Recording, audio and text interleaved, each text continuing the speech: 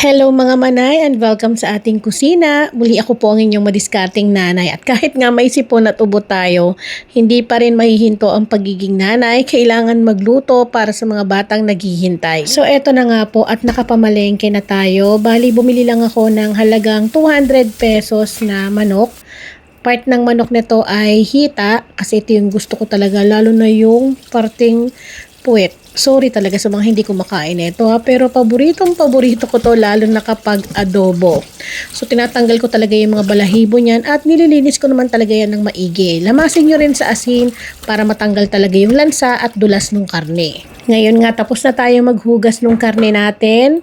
Ito pala yung mga gagamitin kong sangkap. So, meron tayong coconut cream at pineapple chunk dyan.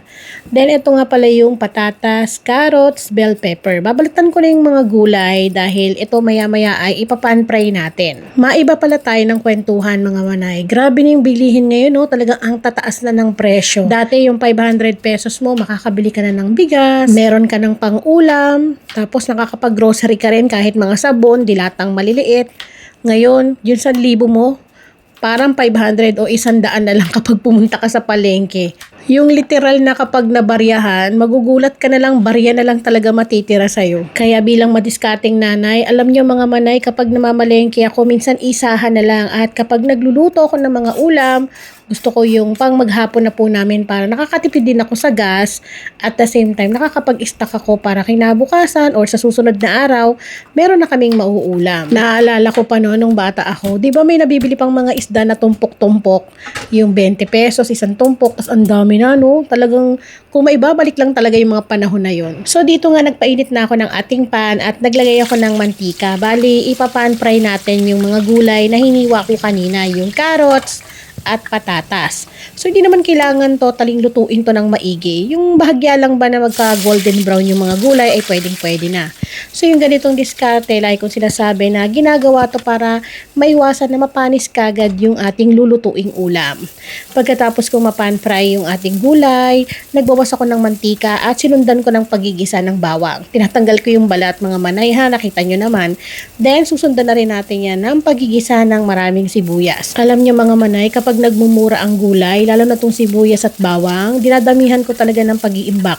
Kasi ito yung kadalasan na biglang tumataas at gamit na gamit sa pang-araw-araw nating pagluluto sa bahay. So eto nga pagkatapos ko magisa yung bawang at sibuyas, sinundan ko na rin ang paglalagay ng ating mga manok na nalinis kanina. Bali haluin ko lang ng bahagya para hindi masunog yung bawang sa ilalim para maiwasan na pumait.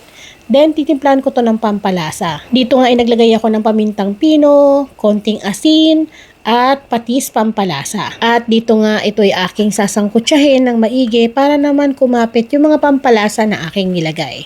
Pagkatapos kong mahalo, ilalagay ko ritong pangsabaw ay itong pineapple chunk, yung syrup niya mga manay, yun ang ilalagay natin dito. Para lasang-lasa talaga ang pininyahang manok dito sa lulutuin natin. Susundan ko na rin pala ng paglalagay ng tubig para magpalambot sa ating karne, then takpan at balikan ng ilang minuto.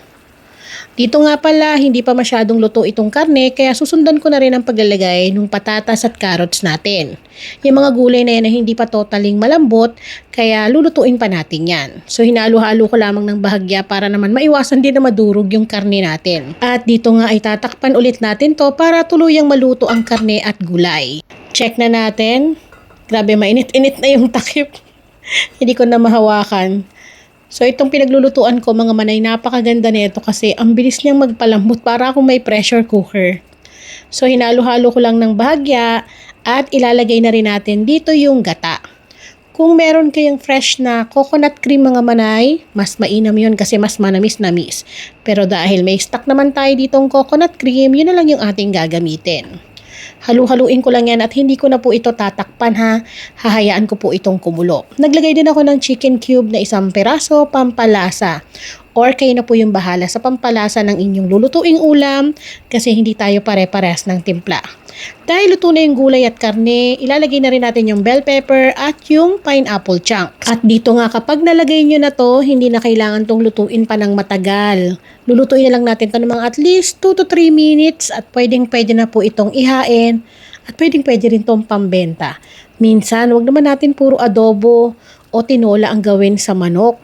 gumawa naman tayo ng ibang lutong ulam na kakaiba sa panlasa ng ating pamilya. So eto na nga at luto na po ang ating pininyahang manok. Para din siyang ginataang manok. Kasi kalimitan, minsan ginagawa ko po ang pininyahang manok yung gawa ko naman ay adobo. Pero ngayon naman ay may gata. Para maiba naman po at matry nyo din tong recipe na to. Ngayon sa mga pampalasa naman, gaya ng sinabi ko kanina, kayo po yung masusunod sa timpla na nais ninyo. Ayan na mga manay at tara, tikiman time! Nagugutom na po talaga ako dito. So yung mga bata nakaabang na rin sa baba. Minsan lang din po kasi kami nakukumpleto dito sa bahay kasi yung mga anak kong malalaki may kanya-kanya ng buhay. Aminin niyo mga manay, 'di ba? Kapag dinadalaw tayo ng mga anak natin, parang kakaiba yung saya na nabibigay sa atin. Ang sarap kumain na kumpleto kayo. Kaya habang maliliit pa ang mga anak natin, habang may nangungulit pa sa inyo, enjoyin nyo na yan. So ayun lang, kain po tayo.